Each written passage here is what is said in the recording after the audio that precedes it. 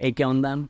Si estás viendo esto después de estar viendo los videos anteriores que eran del 2013, aquí estoy en el 2024, hubo 3 mensajes en los cuales yo no estaba presente en Horizonte en el 2024. Entonces estoy aprovechando para grabarlo otra vez. ¿Por qué? Porque estoy tomando el contenido antiguo y lo estoy convirtiendo en libros. Entonces quiero poder llenar esos huecos. Entonces, iniciamos. Muy bien, entonces, Primera de Juan 2:18 dice así: Hijitos, ya es el último tiempo, y según ustedes oyeron que el anticristo viene, y ahora han surgido muchos anticristos. Por esto conocemos que es el último tiempo. Ahí vamos a empezar, y hay tanto aquí. Lo primero es que Juan está estableciendo que el momento que él escribió esto ya eran los últimos tiempos. Incluso ya habían anticristos presentes. Es curioso porque normalmente cuando pensamos en el anticristo no pensamos en diversas figuras, sino una persona que tiene protagonismo, según nosotros en Apocalipsis. Oh, vaya sorpresa, que la palabra anticristo no proviene del Apocalipsis.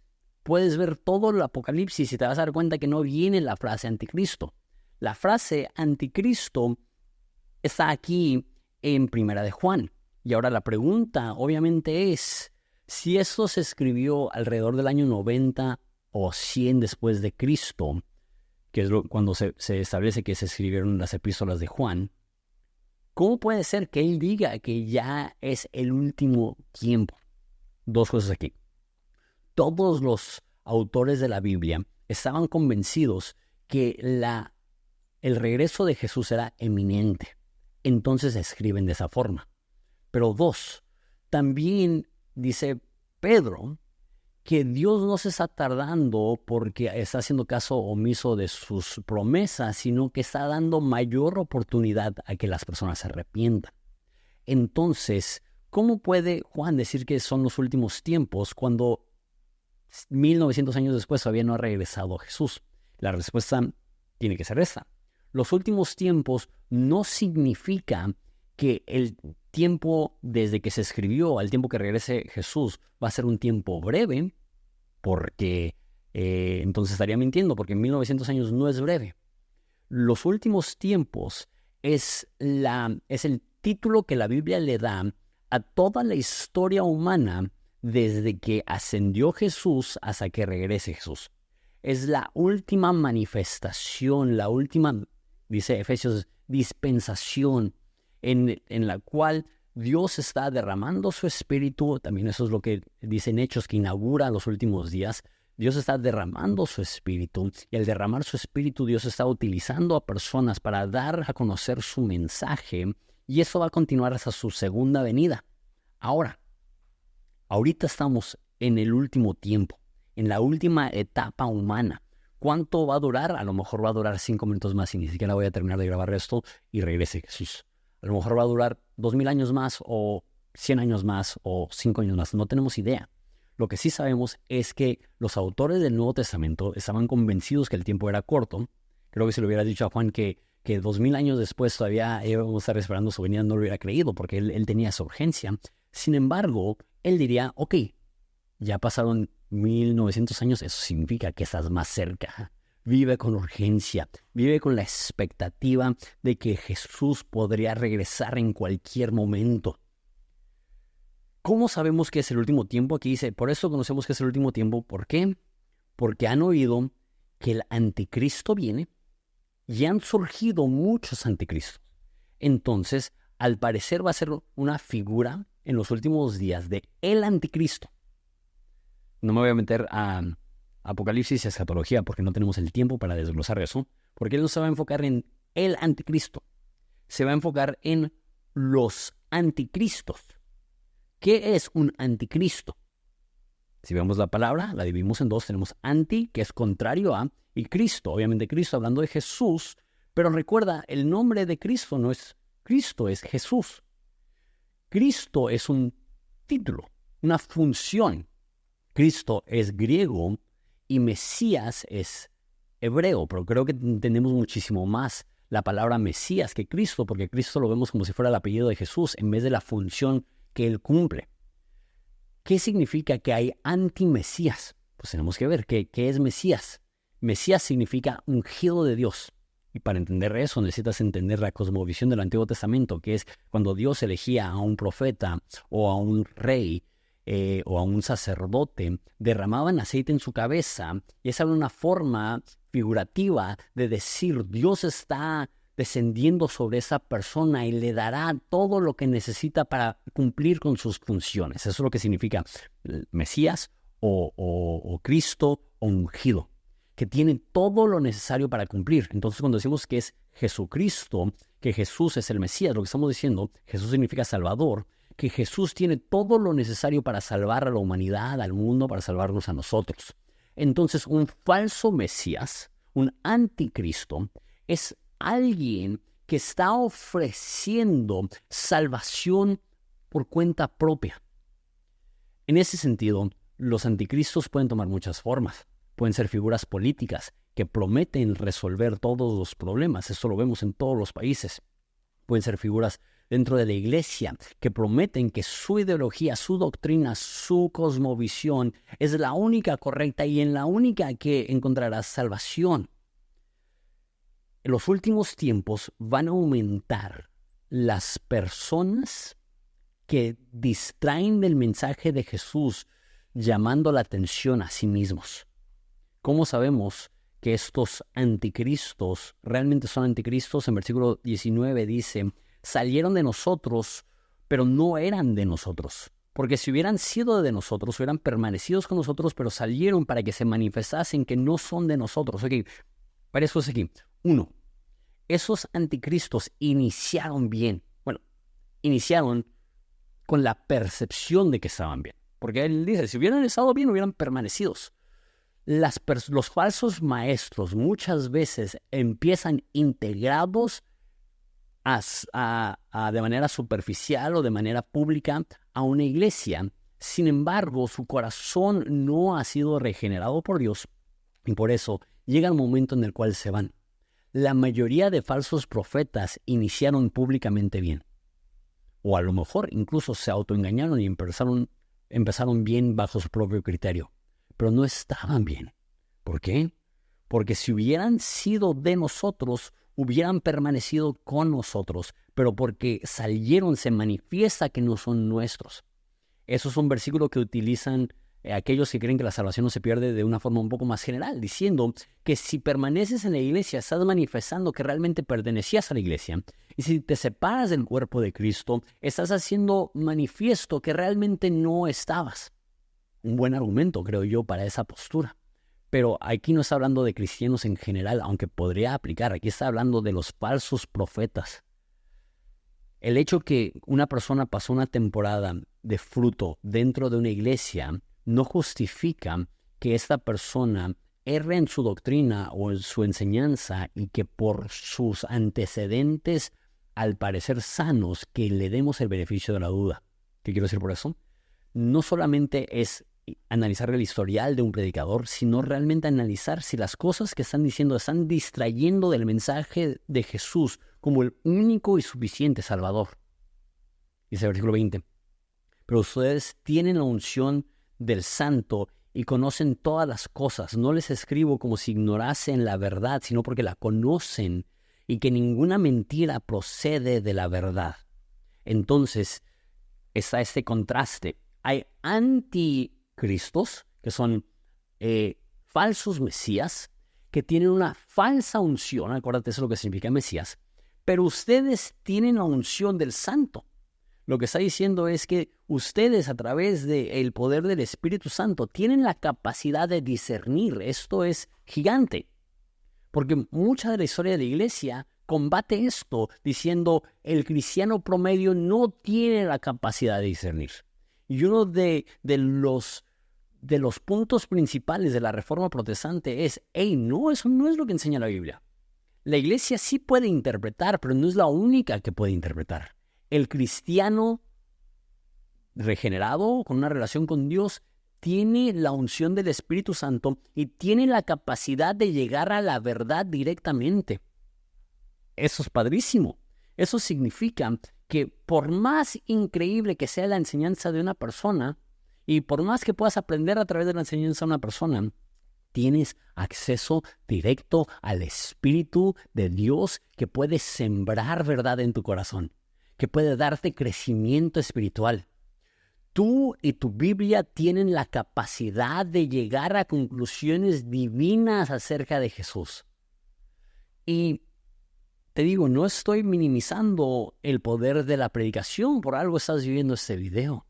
Pero lo que sí quiero hacer es sembrar confianza en ti. No tienes que ir a un gurú, o no tienes que ir incluso a un pastor, no tienes que ir a un libro bestseller. Puedes a través del Espíritu Santo abrir tu Biblia y decir, Dios, háblame, y la unción del Espíritu Santo te llevará a conocer todas las cosas. No les escribo porque ignoran la verdad, sino porque la conocen y porque ninguna mentira procede de la verdad.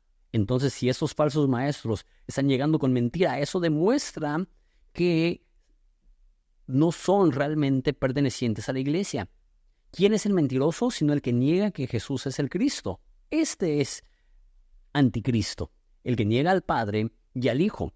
Todo aquel que niega al Hijo tampoco tiene al Padre. El que confiesa al Hijo también tiene al Padre. Eso ya lo hemos hablado en esta serie, pero quiero hacer hincapié en que la falsa doctrina que estaba combatiendo Juan en este libro eran los gnósticos. Y lo que decían los gnósticos es que Dios es un ser supremo, pero este ser supremo es tan grande y tan ajeno a la creación que es una imposibilidad que Dios venga a este mundo.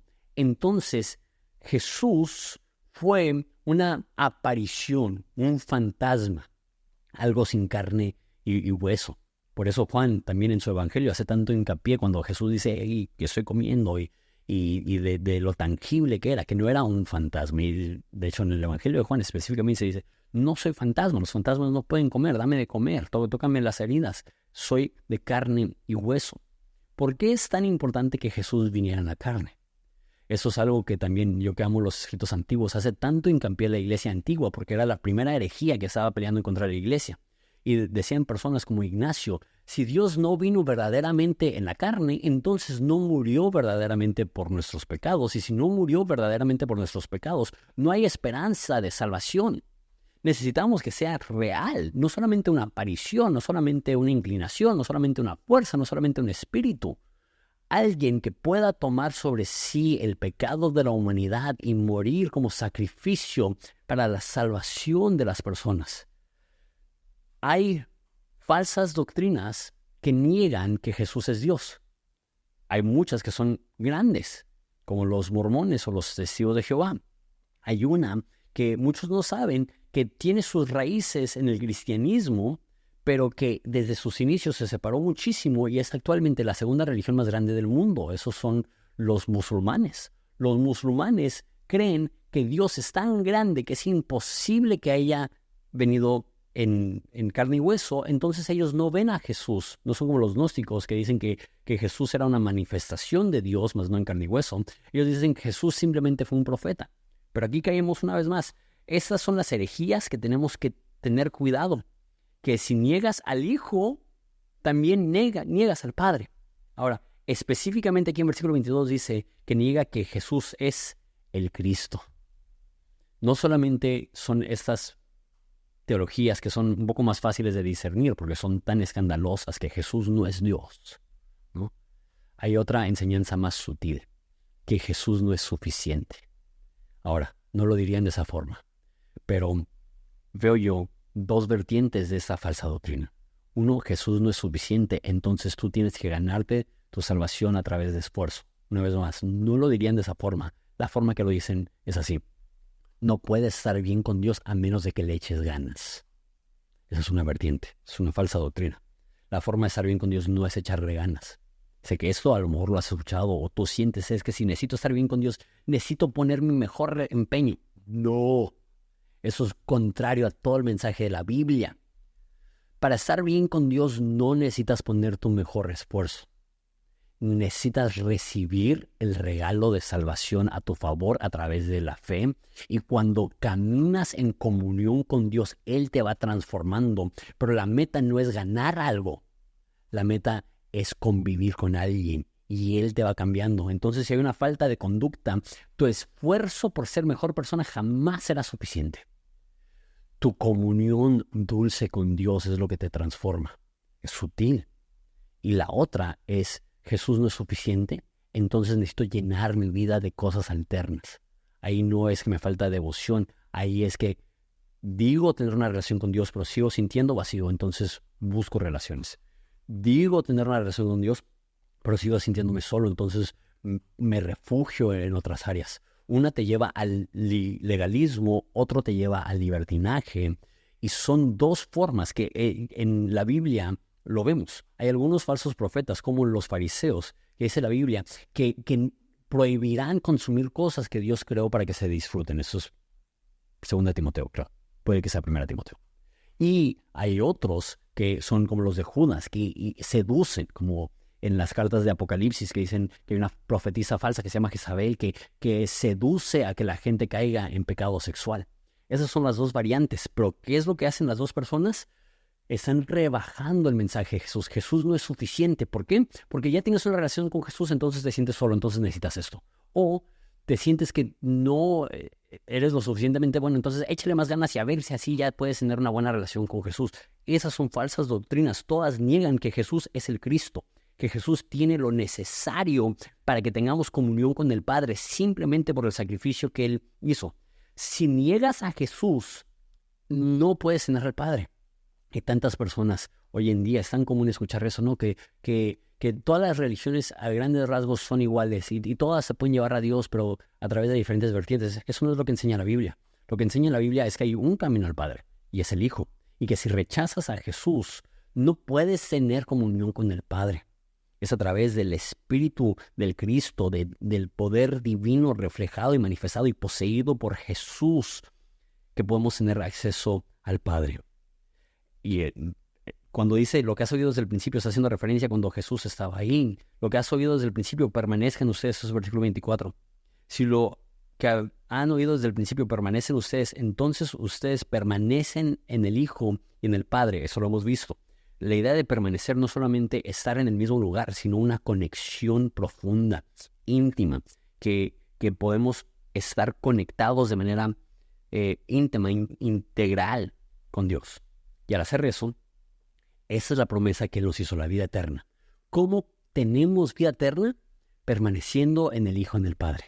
Siendo, para citar a Juan en otra parte, Él es la vid, nosotros los pámpanos. Él es la planta, nosotros somos las ramas. Él es la raíz, nosotros somos los brotes. Es imposible tener vida eterna si no estás en Jesús.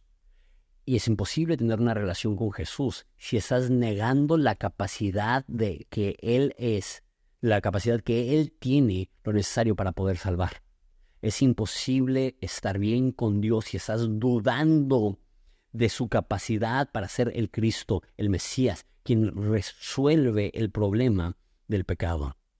Y habrán personas, una vez más, que ya sea con mensajes un poco más brutales, Jesús no es Dios, o con mensajes más subliminales, Jesús no es suficiente. Dice que son engañadores, versículo 26. Les he escrito sobre los que engañan, pero la unción que recibieron de Él permanece en ustedes y no tienen necesidad que nadie les enseñe, así como la unción misma les enseña todas las cosas y es verdadera y no es mentira. Según ella les ha anunciado, permanecer en Él. Eso me recuerda mucho a lo que escribió Pablo, que dice que el Espíritu de Dios testifica a nuestro espíritu por el cual clamamos Abba Padre. Eso es una vez más contraintuitivo, porque sentimos que necesitamos a la institución de la iglesia para poder entender la verdad. Mínimo eso es lo que muchas personas creen.